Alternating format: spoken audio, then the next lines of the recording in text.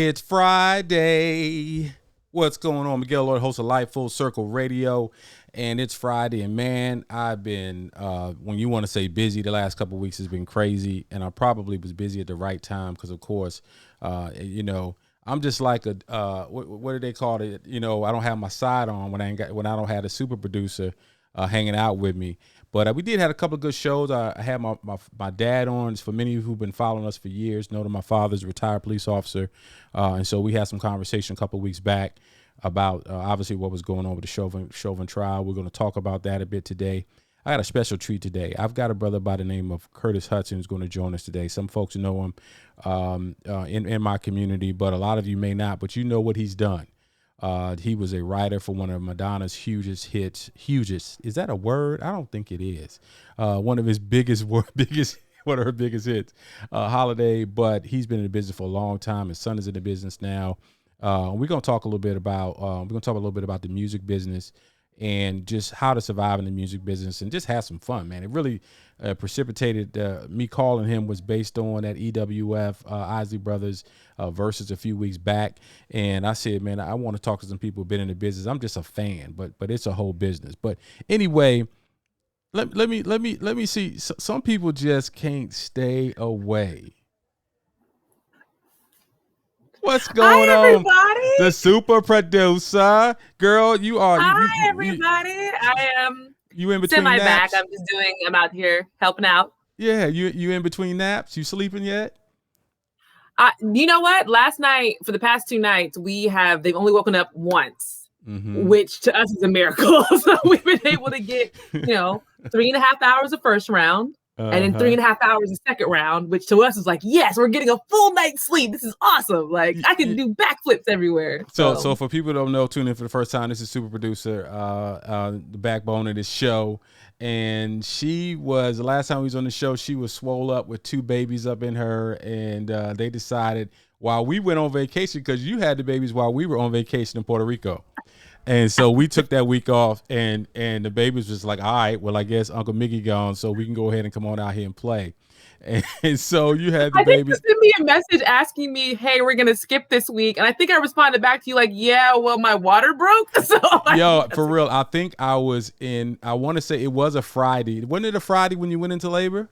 Yes, it was a Friday. It was a Friday when you went into labor, and I was just like, yeah, I guess we will be skipping the show this week because if she's in labor, it's a wrap. So, spreading the love, man. We appreciate you. The Lord's love you. We're so happy that this is something, and we got to go back and have a show again, celebrating because you had your issue with fertility and all that good stuff, and we got to find some folks who are much more qualified than me to talk about the issues with fertility that women deal with and celebrate it too. Absolutely. And not to interrupt you, but last night, actually 2 nights ago, I happened to be on Twitter, and a black gentleman, I think he worked with WWE, had, delivery with his wife, a black woman at the same, like a week after I did, and had a completely awful experience. And they lost their baby because they were not listened to in the hospital, the same hospital I went to.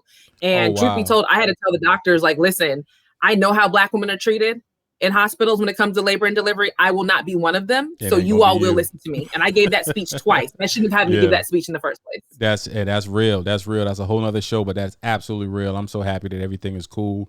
Tell Omar, and I know Mama Blanche is there, probably hanging out with the baby. She said she was coming, so I know she's a woman of her word. But all right, let's jump at this thing because we got our friend hanging in the green room, and I'm excited about this conversation. But it happened. Everything happened this week at the Derek Chauvin trial ended, and he was found guilty. I was just starting a meeting. I've been busy as I'll get out the last few weeks, and I was in a meeting, and it's so funny as I'm in the meeting, and everybody's running in front of my office like, yes, he's guilty. And I can say that I was relieved. I was just relieved. It wasn't like me doing backflips. It wasn't, it was like, okay, maybe we're on the road to this country saying enough is enough. If they didn't want to throw this guy under the bus, 9 minutes and 20 some seconds on George Floyd's neck, then God knows what it was going to take. And so, what was your first thoughts when the announcement came down? It was interesting because I mean I'm home with my babies and I'm also back to working a little bit, helping out my agency because I love working and I'm here. This is just my life. My mother is here, and I remember being at my desk and my mom just screamed out from her room, "He's found guilty on all 3 charges," and I was like, "No way!" And I know that sounds unbelievable to say, be a grown woman saying no way, but after everything we've seen, that's the feeling of did it really happen? Are you serious? No way. Like that can't be true. Right. No, that's a great point because you just want to say, God, this country, what is it going to take? Now, I didn't grab the clip, but did you see the clip of what's the nutcase on Fox News, who the frat boy? Which one? The primary, they got their primary nutcase right now, which is the one that's on at night with the frat boy haircut. Oh, Tucker with the bow tie? Yeah, Tucker Carlson. Did you with see the unnecessary maniacal laugh? With the maniacal laugh. So, man, if I could find that clip right now, I would play it. So he's having so people don't know, just go Google it and Tucker Carlson, who's on Fox. He's having a conversation with a former law enforcement, and the guy basically said to him, that he agreed with the verdict. And Tucker Carlson came out with this maniacal laugh and cut him off and said, "Nope, no more. Not talking to you anymore." I said, "This dude is a complete man baby." Glitch in the Matrix. It was like there was a glitch and then came back. I was just like, "What just happened?" This dude he was like the Joker. It was insane. And I said to myself, there are people who are sitting back day in and day out, and they're ingesting this nonsense. And these are the people that are sending their kids with our kids to school. They are running around in the grocery stores with 9mm on their hips, and man, God knows we got to get past this. I'm just. Well, here's the problem. I think why Tucker Carlson had that maniacal laugh and why a lot of his speech patterns just didn't make any sense. It's because Fox is very Blue Lives Matter. They're very support police. So when you have police officers, a lot of them who are conservative, who are coming on the show saying, this verdict was just, it was excessive force. When you have people like Pat Robertson, who, by the way, is one he need to go on to glory too. Like, how old is he at this point? Pat Robertson is old. I met Pat Robertson, because where the CBN campuses are in Virginia Beach, they got places you can go grab lunch and everything. I ran into him one time. He was having lunch, and he was just, just the nicest little man, but I know he had his point where he actually came out with a section where he was basically holding a gun and a taser, and he was even saying that it was excessive. The line has to be drawn somewhere, and that's what I think that we're experiencing right now, hopefully. But even with that, we had a situation with the young lady in who was got shot, and that's a whole different conversation.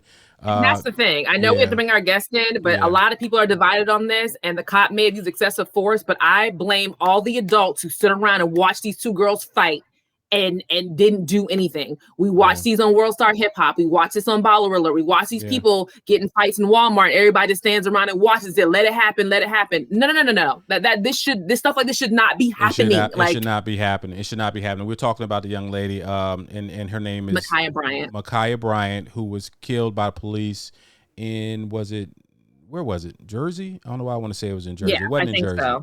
It wasn't in Jersey. But, I had it pulled up. But the whole situation was the cop approach, and like you said, the young lady had a knife. She was wielding a knife, whether or not she was protecting herself. Ohio, that's right. And so that's a whole different conversation. We're gonna get into that on the other side. But I want to bring in our guest because we're gonna come back to this, and I know it's a little serious. Feel free to drop some comments in the thread. Columbus, Ohio. Thank you, Andre. Because we're going to come back to this. But I wanted to get into this music thing. Everyone who knows me, they know, man, I love some music. I don't make too many moves in my life without listening to music. It's just the soundtrack to my life.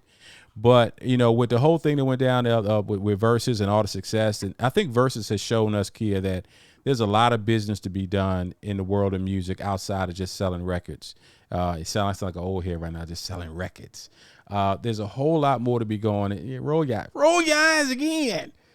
Roll your eyes again. There's a whole lot more to be done about it. And so, I've known this brother for God knows, I guess 20 plus, yeah, probably 25 years. I've known him. I met him years ago. We have his daughter and I are friends going all the way back. Yeah, a long time.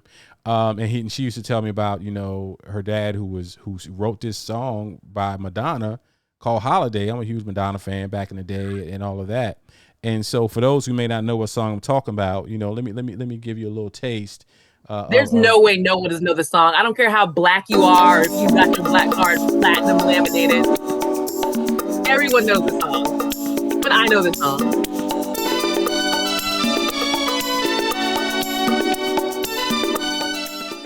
Holiday by Madonna. I want you all to meet Curtis Hudson. Curtis, good afternoon, good evening, sir. How you doing?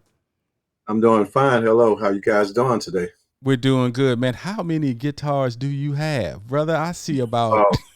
Oh man, I'm probably about 35 or 40 or something. Some of them are put away. Wow. So Curtis Hudson is a songwriter. Holiday is would that be? I believe that is your biggest hit. Yes, is your biggest hit. But how many songs in all the years have you written on in all these years? Oh man, hundreds of songs, but having those actually produced, probably several dozens of songs that's made success. I did Missy Elliott, the song called "Lose Control." You guys might remember that. That's a big hit. Yes, yes. Yeah, that's my music also. That's my voice that says music make you lose control. Yeah, that's one of my old songs that I did back in the 80s from this first. I don't know if you guys was into break dancing and that stuff in the 80s. Now, Curtis, okay. Let me set this up for you. Kia is even though she has two infants, she's an infant when it comes out in music. So I knew Holiday. Don't I get points for that? You get a few points because you probably heard it in a Target commercial somewhere. So yeah, that's my girl, Curtis. So but yeah, man, I grew up on hip hop. I love hip hop. I know there's always been this give and take and push and pull with musicians and the hip hop community, but they used your sample at that point. So Lose Control had to be early to mid 90s, right? And well, it was 2000 something. Was it that? Was it that? Okay. Okay. Yeah. That's right. Because Missy came out about mid 90s. Yeah. Okay. Because she was nominated for a Grammy, I think, in 2007, 8, or something like that. Wow. Is that okay? So I'm starting to lose my dates. But see, I want to talk about the business. That's a perfect example. You made a song back in the 80s. It was used. It was sampled early on. Hip hop was accused of not really giving a lot of the artists from back in the day their credit for the work that they have done. By that time, 2000s, I'm sure that wasn't a problem anymore. But I know early on that was an issue. Talk to us about that, about the music business, and how it has evolved since you first got into the game back in the 80s. Wow, man, so much has changed. Because I was at the birth of hip hop. I used to work out of Sugar Hill Studios in Inglewood, New Jersey, with Sylvia Robinson. So a lot of the records that we was cutting from my group, I had a group called Pure Energy. Okay. And we was like a New York-based Jersey group and playing at Studio 54, the Garage, all the hot clubs. We was pretty much a club act. And, but we was doing most of our recording was out at their studios in Inglewood. So I remember seeing the Sugar Hill Gang when they first did the very first record. I remember the message. I heard the message as a demo. Okay. The guy that wrote the message, he's deceased now. But he played that record for me because he was a percussionist on a lot of my songs. And he played this song once and said, "Man, what did you think of this song?" And it was the message. I was like, wow, man, this is going to change hip hop. This is going to change everything. And it did. But Ed Fletcher, that's his name. But he recently, some extra months ago. But yeah, I was at the birth of hip hop when Sylvia Robinson was going to say that, I want to take this rap, because rap wasn't on radio, none of that during this time. No. There was radio. So I know a lot of the people that was the at the forefront of hip hop, what is hip hop today. And it started out as party music. Right. It started out as just fun party music. I remember when they redid the Good Times track. I know a lot of those musicians that played on that song, and they did the Good Times track, and the guys rapped over it and trying to get that to radio because nobody would touch a rap record during that time. Right. Absolutely. I worked in the radio business professionally early, from the mid 90s on, and they used to market it. They used to have radio stations that said play absolutely no rap. That was a marketing ploy. And but I want to talk to you. How many instruments do you play? Well, I play guitar, bass, and I can play drums and some keyboards. Got it. So I always look at it and say, when I was young, I played a little bit of drums, played some trumpet, but then when they took music out of the schools, right? And this is in the mid 80s. And Right. I always say that part of the reason hip hop evolved the way that it did was because of that, because a lot of these schools started paying less attention to developing musicians in Right. school.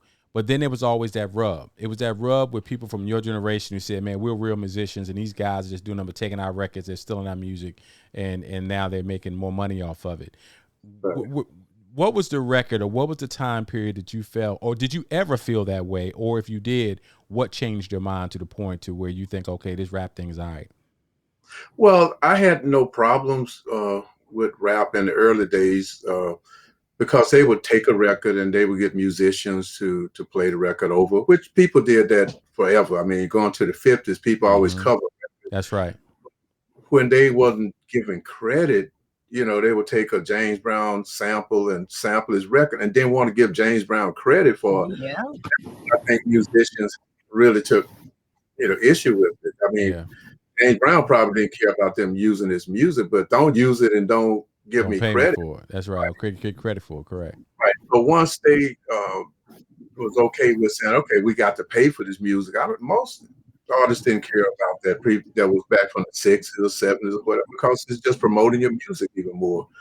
But a lot of times the guys, it was kind of negative attitude coming from the hip hop community.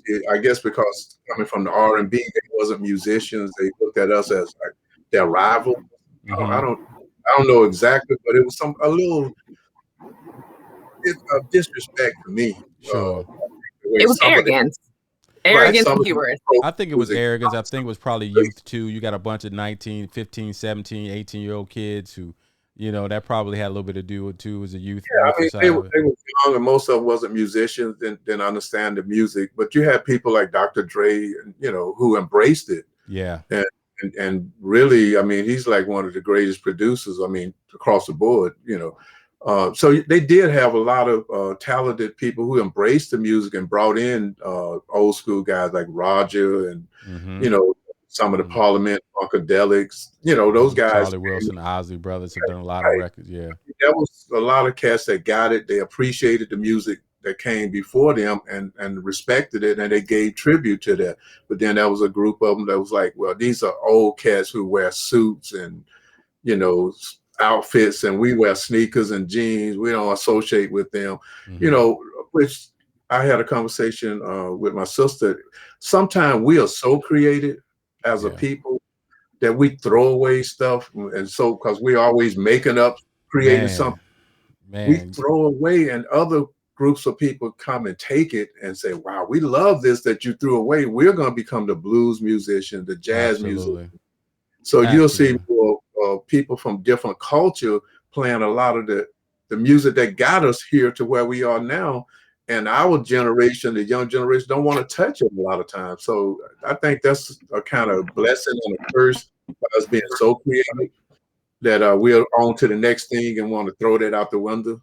Yeah, that's something that really drives me crazy about how we create such amazing genres of music and jazz and whether it be hip hop, jazz, there's a lot of funk and R&B. I think about some of the funkiest bands that I listen to today, like Moonchild or some of the others that I listen to, and it's almost like American black bands. They just don't want to do that type of music anymore. Yeah. And you think about what the brothers just did with Anderson .Paak and Bruno Mars. Man, you know, and you think about like you know, people kind of say that Bruno Mars is appropriating black music. First of all, Bruno Mars is Filipino and Puerto Rican, so he's black adjacent. But what he Right. also is he is funky. The man understands the music, Yes. and he appreciates the culture. When you hear artists like that, when you hear artists like what Pharrell has done over the years, and you hear these different artists that are really paying homage to that funk era, how do you feel? Oh man, I love it. I mean, Bruno is amazing. I mean, he's so talented. I mean, when you put the pen, to work, I mean, color, whatever, you can't, all that's out the window. What you create or what you write, that's inside of you. The guy comes up with some great music and he's talented. He can perform. He plays the instruments. I mean, he studied this. I mean, sometimes we're so busy, like I said, tossing it away. And a lot of the younger generations, they want to be associated with rapping and that kind of thing. They don't want to pick up a guitar. So the guys that end up picking up a guitar, bass, or learn to play the drums, they're going to be around because sooner or later you run out another rap artist to come. But you could always utilize being able to play an instrument in some form. Yeah. So a lot of times, a perfect example, there's this young gentleman that my son has worked with. He's from Canada, white kid. I think he's about 20 something now. Talent, plays all the instruments, sing, dance. He's going to, I mean, whatever I don't know why they're waiting to bring this kid out, but I mean, his music he's going to make Bruno take a second look. I mean, when this kid comes. Yeah. Nice. Wow. Yeah. Eric, Eric, feel free if you got any questions to jump in, sis. That's amazing. You know, I look at when I remember when Justin Bieber first came out, and I listened to his music, and it was teeny bopper music at the time. You know, my daughter's 21 now, and they're similar in age. He's a little bit older than her, so that was one of her idols. But then I watched his YouTube videos when he was first trying to get on. I said, that young brother is talented. Yes. I said Bieber was a very talented drummer. You know, when he was trying to get found. But I want to go back. Let's go back to this huge record that we talked about, Holiday.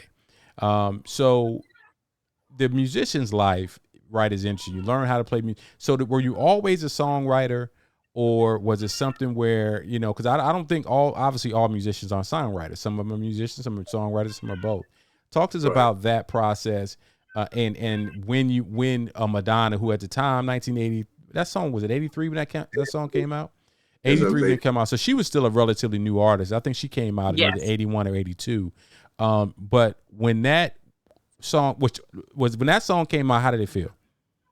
Wow, it was great. Like I said, we had a group called Pure Energy, and very popular around in New York, Jersey, Connecticut, Philly, that area. East Coast, they knew us. So we was on a label called Prism Records, which went on to be Cold Chillin' with Shantae, Roxanne, and Roxanne Shantae and Biz Markie and Big Daddy Kane. Yeah. To produce those groups. But at the time, we was like one of the first groups on that label. But we wanted to do R&B at the time because rap and hip hop hadn't really surfaced at that point. So we played the song for them, and they rejected the song. They was like, well, we don't think it's it, because you have to play the song for them before we give somebody else. They have to totally deny the song because we was on a contract. So we played it for them like 3 times in various meetings, and they rejected the song. So we was like, okay, great. Here's a chance to show that we can make hit records. That was what we wanted to do with that, was just to show, because before we was making club records, but they wasn't breaking nationally. So we was like, we can make hit records, we can make pop records, R&B records, or whatever. So we knew Jelly Bean Benitez, who happened to be dating Madonna at the time.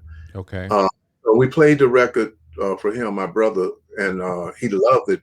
He's like, wow, man, this song is great.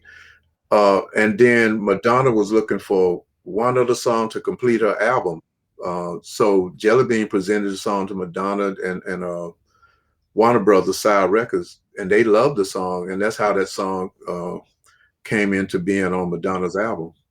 Wow, that's an amazing story. So being a musician, a professional musician, and a writer, I want you to kind of give us a little bit of a behind the scenes look on that thing.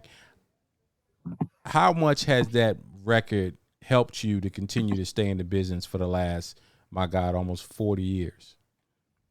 Well, I get joked all the time by my wife, said that he don't have to work. I mean, the song was so big that I really didn't have to leave my house for the past 35 years if I didn't want to. I can just let checks come in and do whatever I want, because the royalties, I mean, it's such a huge international hit and been re-recorded by other people and commercials, Yeah, I was gonna say it's been in movies, commercials, on movies, TV shows, remade, different it's all languages. right. It's always in some movie or something. So it's a song that never dies. It's one of those classic songs. So literally, I mean, like I said, I could have just done nothing else if I didn't want to for the rest of my life. And that song will probably still be making money for my son and his children and my daughters and their children. So I have a question. When the song appears on a movie or whatever, like, when they have the music by, do you appear in the music by part on the credits of movies and stuff like that? I know it sounds like such a silly question, but it's just really cool because you get a feature in these films. It depends on how the song is used. I mean, it's a lot of time producers and directors. If it's a major feature in the movie, sometimes they'll credit. You'll see the song. Like when I did the song for Breaking, the first movie Breaking, I stayed at the movie and I watched the credit roll and where it says written by Curtis Hudson, because that was the first song I did that was in a movie soundtrack. Yeah. So you watch, there's the little writing, you say, oh, damn, my name. Right. So, so yeah, it depends on the director and the producer of the movie. Sometimes they don't give you that credit, and there's different ways they pay you for that. Sometimes it's a flat rate, depends on what the usage, how long it's going to be used, how many minutes or seconds they use the song. There's so many variables. Wow, because I thought about when I think I just actually heard the song on the TV show Pose on FX. That's the last time I heard it. So now if that episode plays, it's gonna be like, I know the song. Curtis about to call his agent now. He said, all right, that's another show I need to go. They owe me some money. Yeah, well, I'm with BMI, Performing Rights Society, and they own it. So anytime the song is used, they're gonna send me a check for whatever. So now the interesting thing is the streaming. Right. One of my next questions. To pay for streaming, I think now they really gonna start giving some kind of mechanical royalties to writers and artists for using I would see my song streamed for 5-6 million times and get a $500 check. I'm like, something is not right about that. No. Wow. It's not right about. So they're still working on trying to, get artists and writers paid for using their music. You just can't use people's music and don't pay them. So how much did you see it change from the Napster ages to where we are now in your royalties? I don't want to get too much in your business, but I'm just curious if you saw a percentage decline or how did that change when it started streaming? I mean, it killed a lot of from the mechanical side. It killed a lot of income. What does it mean when you say mechanical? What does that mean? From the sale of the records. Okay. Like you get money from various, like BMI, those ASCAP, they collect radio, TV, that kinds of things, sheet music, those are sales, what they call performing, like royalties. Yeah. Then you get mechanical royalty from the sale of the record. Yeah, so that's go ahead. I'm sorry. Or whatever you get money from that. That's so important for people to understand that have because we're in a content creator age right now, man. There's people that's putting so much content out here in the world.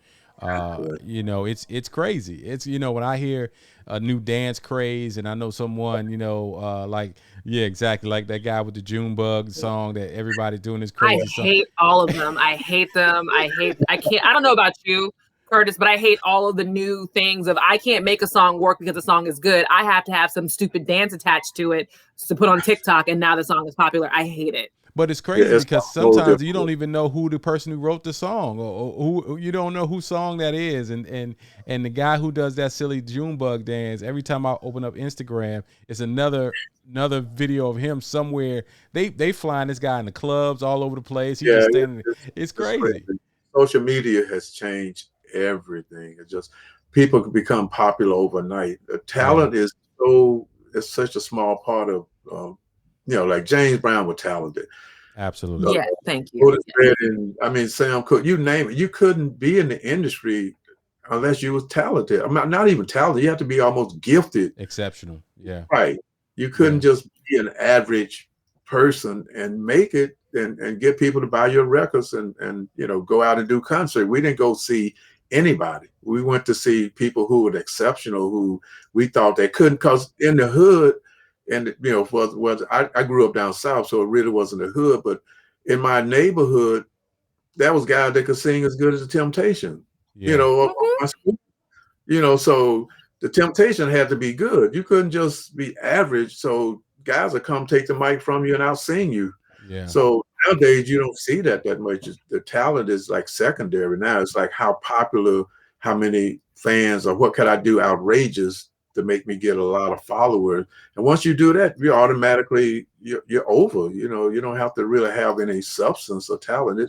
It's great for people who wouldn't be able to get out in the industry otherwise, but it makes it difficult for talented people who are struggling, trying to say, I could sing, I want to be the next Whitney Houston or Aretha Franklin, but they're not listening to me. I got to wear the shortest dress or do some kind of crazy video or have some type of sex scandal.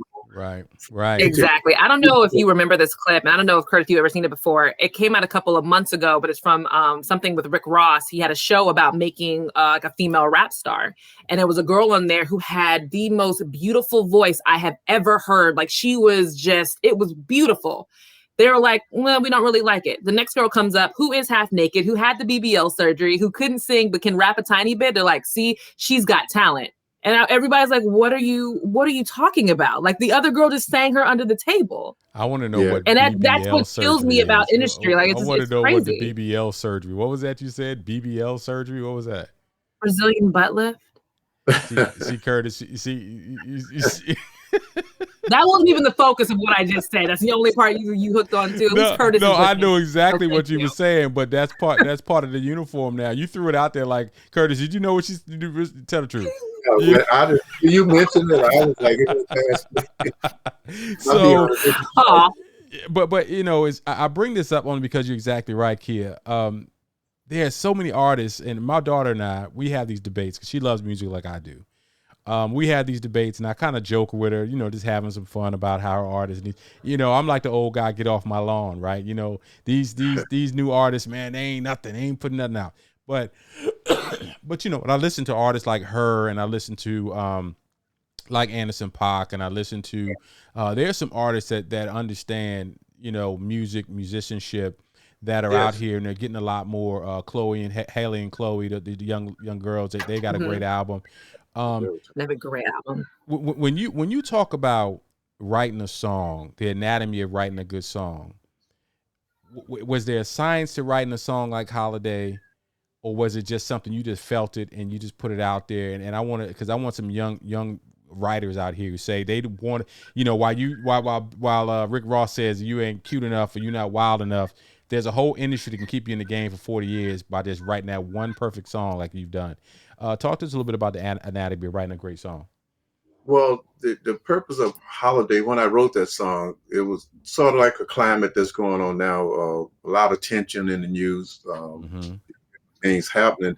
And I was just saying to myself, I was like, wow, we could just take one day where everybody could just chill and just forget about all the turmoil and all that. Just take a holiday. And that's how this came to me. But the young lady that I was working with, who was my wife at the time, she was playing these chords on the piano. And I was like, what are you going to do with that? And she was like, I'm writing a song. But I heard that when I had the thought from the news media saying, why don't we I felt a feeling come from that into those chords. But she, like a a week went by, and she was like, "No, I'm gonna write something. I was like, I got something for this, but it's different from what you're doing. But just let me have it, And she's like, "No, I'm gonna write something." So finally, she said, "Okay, I don't hear nothing. Whatever you want to do." And Holiday just came instantly, because I had it in. Everything just poured out because that feeling. I like to write from a feeling and have a purpose. Like when Curtis Mayfield, the people who I learned from, Marvin Gaye, that song meant something. They're not just writing nonsense, which a lot of stuff now today is just when you break it down, I'm like, what are you really saying? What is your message that you're trying to generate to the world? So Holiday, I wanted to give a message to the world, like, we can just stop. Whatever you're doing, stop and just chill, take a break from it and enjoy life. And that song went around the world and everybody felt that same thing that I felt the moment God gave it to me. I think God give you messages. It didn't come from me because it came too easy. Anytime something comes so easily, I think it couldn't have came from me. It just came from God. Just used me as a vessel to send it out to the world. And I've had people as far as Africa and all over the world, text me since I'm on social media and say, "Are you the guy that wrote Holiday for Madonna, D. Kurt?" I was like, "Yes." Then they would write a whole story of what that song meant to it. This one guy from Africa said, when we was going through turmoil and war was in our country, that was our theme song. Wow. Yes, teenagers, we would play that song to rev us up. I was like, wow, man, I had no idea that it affected that many people. So a song like that, if you got a good message, man, it goes beyond just being a great song or whatever. It motivates people and it helps people. Some song could even heal people. Yeah. A lot of time we've gotten away from what Curtis Mayfield and those guys did. I mean, how many young kids really know about Curtis Mayfield besides Superfly? They might know of Superfly because of the popularity of the Black exploitation movie, but do they know, Keep on Pushing, Move On Up? Right. Do they know those songs? Yeah. We Are Winter, Blacker Than Black, Blacker Than Blue, I mean. But those songs who had messages that we needed. Man, I'm so thankful that I was born in 1953, so I came through the rock and roll era. I'm talking about the Elvis Presley rock and roll era, not the modern rock and roll. I'm talking about Elvis Presley, Beach Boys, Yep. to Otis Redding, Sam Cooke. I saw all of this music, come in all the way up to the birth of hip hop and New Jack Swing. So I've lived to be and being an active musician because I started playing at 12 years old. Wow. So from gospel to to playing like the Chitlin circuit when I was down south in Louisiana, Texas, and going around playing all these little small clubs as a 13, 14, 15-year-old kid. I shouldn't have been in nightclubs, but I was tall, so the band leader would get me in the club. Nobody wouldn't really question me. Wouldn't right. Right. And you can play, I'm sure. They was like, man, that boy can play. Put him back there and, Right. and let him So go. I would end up playing. Me and my brother would end up playing for a lot of groups and these what they call the Chitlin circuit, which doesn't exist now. But I learned so much about the music, man, and what people did to go. I mean, it was difficult. And how we were talking about earlier, you guys were talking about the police violence, and I don't think a lot of people get it because I've lived through this stuff and grew up down south. My senior year of high school, which was 1971, we won the state championship. Well, we was in the state championship, and we had to go down. I lived in northern Louisiana, close to Dallas, Texas, and I was an hour from Dallas, Texas, Shreveport, in that area. But we down south was New Orleans, Baton Rouge, and all that. So we played a team that was down southern, where they had a lot of Creoles and stuff. So we on the bus and we stopped. This is 1971. We've been riding for like several hours, and when the team is hungry, you get a team So we was like, wow, let's stop at this hamburger place, Coach, and get some food. You know, we saw this hamburger, smelled the food before we got there, Right. and we pulled up and we jumped off the bus, and and the guy told us politely, we don't serve niggers. It's 1971. 1971. So don't tell me about that stuff was in the past. You know, I saw it then. I mean, and wasn't going to serve us. I mean, said we don't serve niggas. I'm like, we looking like, are you kidding me? So you have people that still, even going after the civil rights movement and all that stuff, you had people in 71 in certain parts of the South. I'm sure there was certain parts of New Jersey was like that. Yeah. Who just said, we don't see you as a person, as a human, and that's a shame. That's a shame. All right, before we let you go, I got two questions for you. Living or dead, who are your top 3 songwriters of all times? Oh man, Curtis Mayfield, Smokey Robinson, and Babyface. Okay, that's a good list. I don't think Smokey's. I think Smokey stopped aging in 1975. That brother's. Yeah. That brother stopped aging. Babyface. Just like Ron Isley is aging in reverse, apparently.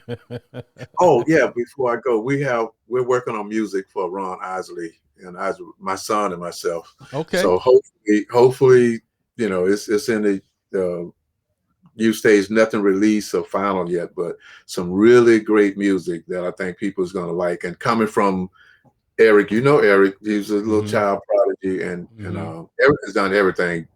Flashing Light, Kanye West. I mean, Corday is the guy named rapper name, but I can't pronounce. Yeah. I'm familiar with him. Yeah.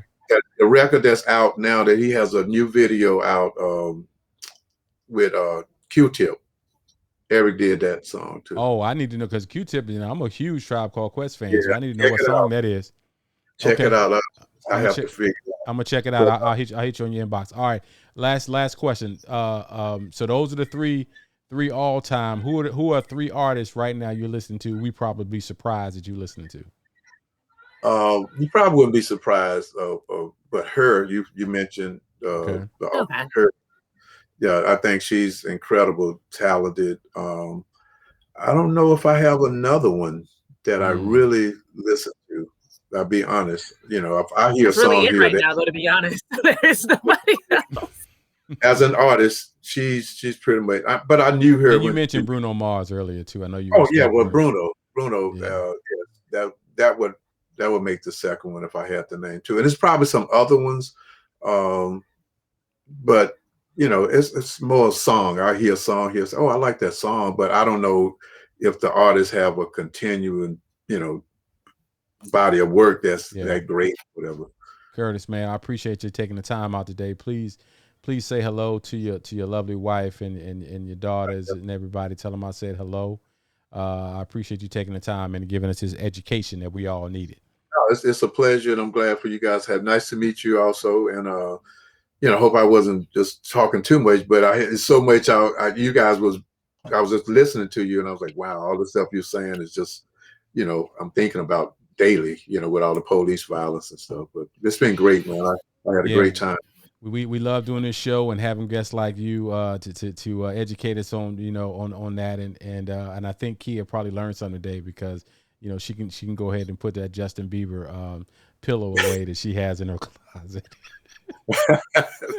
I couldn't help myself. Curtis, I appreciate you. Okay, let's wrap this up before you make it weird. All right, you guys take care. Thank you, brother. Bye. Oh man, that was a pleasure to have Curtis. For the record, I'm probably one of the few people who've never been a Justin Bieber fan. Like, he just never appealed to me, no matter what he did. I know Timberlake is your guy. I know. I mixed he was. Oh my God. I his messed last up my album, Man in the Justins. Woods, was awful. I messed up my Justins. I know Timberlake is your guy. All right. So Robin Thicke. Remember when Robin Thicke was hot? You know the funny thing about Robin Thicke? Yes, I do. And I don't know what it is about Robin Thicke. Ever since it came out, the way he did Paula Patton, for some reason, I just turned him off. It ain't as bad as I think a lot of people did, but I think they're both trash. Like, I think she's a trash actress, and like well, he is a much better musician than she is an actress. That is. Child, there's a conversation. That girl cannot act. She could not act her way out of a paper bag. Oh man, I think about when she was in the movie with Outkast. What was the name of that movie? You don't remember that movie when they played like it was a when they had a speakeasy? Speakeasy, yeah. I thought that movie was really good. I thought she was the weak link. She wasn't even good in she honestly hasn't been good in anything. I mean, but anyway, that's a different subject. But yeah, Robin Thicke was really good. And I think he has a new album out that is actually pretty good. It's just not getting radio play. Justin Timberlake's last album was awful. Man in the Woods. Awful? Oh, that's the one he had his lumberjack shirt on and everything. I said, oh, he's trying to go back to his home market now. He spent the whole 90s and they didn't and want him, and the black people didn't want it either. So ta-da! But anyway, let's get back to the subject we were talking about before. With the whole... all right, we're getting back. For y'all tuning in, this is Miguel Lloyd, super producer, hanging out for the day. We'll see before the babies decide. Okay, you need to come holler at me. So let's talk about this trial. So the Derek Chauvin trial. I still have to go back and even pull up the verdict when it was announced. The look of shock on his face was hilarious. His eyes started darting back and forth like, wait, what? What's happening? He looked genuinely surprised. You're a criminal and you're going to jail. Period. So, but I don't know, man. I just have not had this celebratory moment that a lot of folks had. I was happy for him. I was happy for the situation. I'm so happy for their family to get some sort of peace. But I just watched the other side use this as a means to say, okay, are y'all happy now? Are you happy now? You got, no, we're not. This is something that more times than not should be happening. This does not make us that this is not an issue, because it is an issue. It is an issue that needs to be dealt with. But I'm happy for the Floyd family. But remember, we got 3 more cops that have to go on trial for this situation. If they don't cop, please, then they're stupid. If they don't already look at this trial and say, okay, they're probably going to go ahead and just give me this 2-year deal, I might as well just take it. If they take their chances with a jury, it's not going to look good. It's not going to look good, because the one thing that hurts good cops is other cops who don't stop bad cops.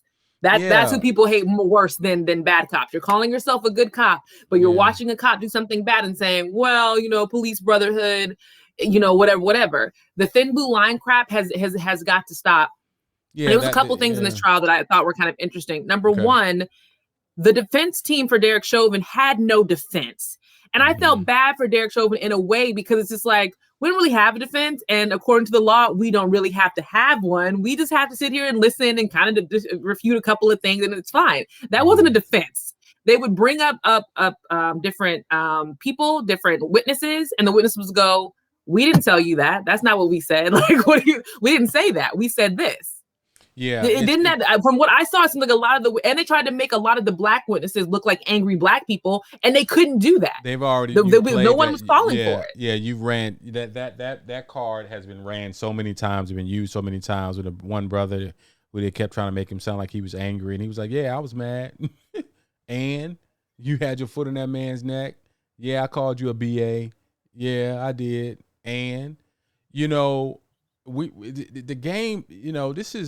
This is time, man. We hear all the stories about the police started as slave patrols, going back to slavery and all of that, and the premises of law enforcement and all of that. And you just say to yourself, enough is enough.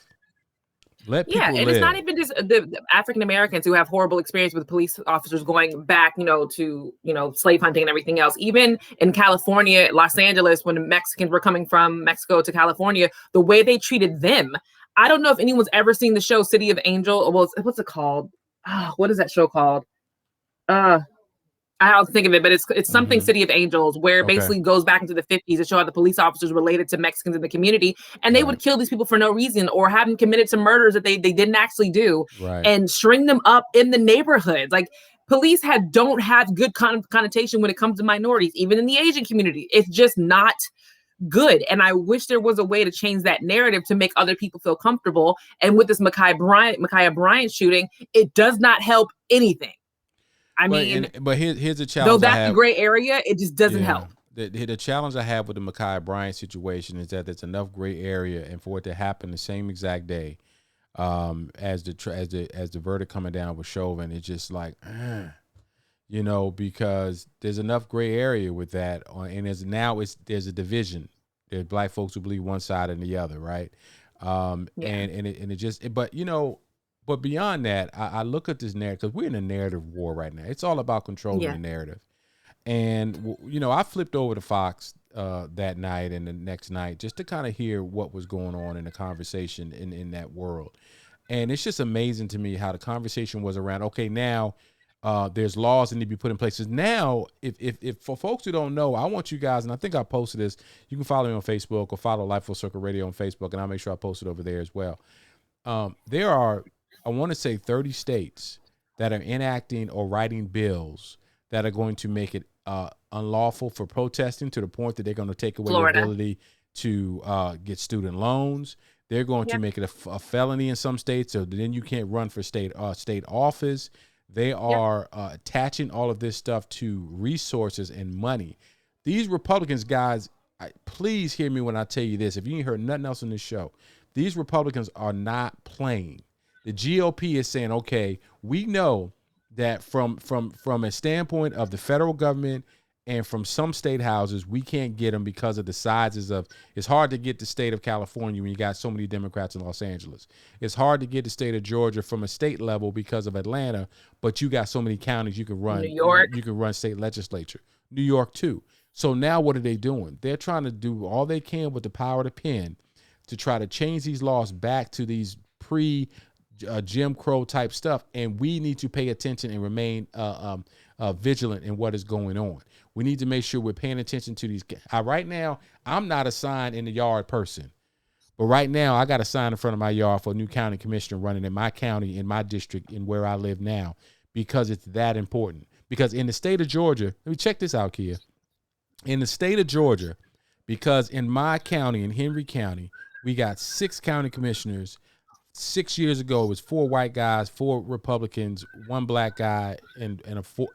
Now in 2021, there's 4 Democrats, 3 black women, and the one who's in the district where I live, the man unfortunately died of COVID about 2 months ago, and now they're having a special election for his seat. But in the midst of that, they put a new law in place that Governor Kemp signed, and in it are the words, this is for Henry County, where they've stripped the power away from the commissioners individually and given all the power to the county commission chair. And what does that mean? That's like saying in the Senate, all your seats in the Senate are going to be subjective to whatever the thoughts and processes of the Senate president are. That's the craziness that's going on. And you want to talk about how quick that as soon as that paper hit Governor Kemp's desk, how quickly he signed that? And here's the thing. It was put up by a Democrat. The law was sponsored by a Democrat in this county. And I look at this stuff and I just say, man, we have got to pay attention, stay engaged, remain vigilant, and know what we're dealing with these oppositions that we have. But it's when I look at what is going on, God bless the Floyd family. Chauvin, you can rot in hell, as far as I'm concerned. But now, and God bless the owner of the Raiders. All y'all stupid people who didn't get the Twitter post that he made and were making it out to be something that it was not. You all are morons. God bless the owner of the Raiders who put that post up and refuses to take it down on Twitter. Go Raiders. You got to give the football team, but go Raiders. Give us some context. Give us some context. Your story, your context. Really quickly, the owner of the Raiders, not their PR team, not their social media team, put up a post that says, "I can breathe" for 2021, the day of the verdict. And a lot of people are like, "Oh my God, you're so insensitive. This is so out of touch. This is so tone deaf. You need to take this down." It was a bunch of silliness. When in reality, he was quoting the Floyd family, who said, that they could breathe now. He's quoting the Floyd family. And he's even quoting a lot of the Black community who's like, okay, we have one cop who was convicted. We all can breathe a sigh of relief that we are being heard. And the fact that people are so dumb on social media, they're like, "Oh, you're so tone deaf. Could you say this and that?" It blew me away. Did you see the post? Yeah, I saw it, and I think that, as I said on the show many times, every social media is giving everybody a voice. Just everybody shouldn't use it. Some people just jumping out there and they raising hell for nothing. So you know, it is what it is. All right, so you go and get with them babies. I know they probably. I think you can hear them. Can you hear them? I heard them a little bit during the interview, but it's all good. You know, they living their best life. They like, yeah, y'all keep on thinking. I saw a post so when your son hit Omar with a straight shot. Yeah. Let me tell you, we have gotten peed on so much. Oh, yeah. It's ridiculous. And I know that's what babies do. They pee on you because they have no control over it. Yeah. But it's just so funny to me because we don't have a changing table. This is just a really quick, stupid story. We don't have a changing table. We have changing pads and a changing station in every room in the house so that we don't have to like jump up and go to a changing table. Yeah. So we get so comfortable in our bedroom thinking, oh, it'll be fine. We're just going to change them real quick. We're really sleepy. And the 2 times we forgot, he was like all over the place, peeing on us, on the bed, on the comforter. It was everywhere. That's the one blessing to the fact that I haven't had any sons. I got all girls. So, you know. My daughter got me this morning. So that's not an excuse either. She got me too. Okay, I'm not even joking. I guess because their bodies are changing, that their pee's coming out faster, and she like went and it got all over me. I was like, "How did you do that?" We've gotten pooped on. Oh yeah, welcome to parents. Poop and shot out of diapers. Everybody give Kia her flower. Can I pull out the little baby violin? I know, but I love it. You know, being a mom of infants is definitely an interesting journey. I posted an inappropriate post today that I know everybody saw. My mom was like, "Why did you do this?" But showing that, you know, 3 weeks postpartum and what my body looks like and how it's been going, getting peed on and taking pictures, and it's been interesting. Hey, breastfeeding sucks. So that's a whole nother show we need to have, and I'm gonna sit that one out. I'm gonna sit you up. I'm gonna sit Trey. With Tracy, put Tracy on here. Tracy, his wife will tell you. I'm gonna let her sit her in this seat. It's gonna be a life full circle. Y'all gonna talk about all that. I'm out of that. I'm not doing it. But sis, we appreciate you. We love you. Thank you for sliding in, and you know your seat is always open. So we got a couple more people we're gonna be working on the next few weeks, but I'm telling you, man, Brother Lloyd over here on the grind. You better believe it. We trying to get it done. We got some tuitions and stuff to pay, so we're gonna keep moving. You've been listening to Life Full Circle Radio. Make sure you go back, share this, like this thing, share it. You got Curtis Hudson. If you missed any part of this interview, it'll be here on Facebook. We'll also pop it up on YouTube, and make sure you share it with everybody. God bless. We talk to you next week.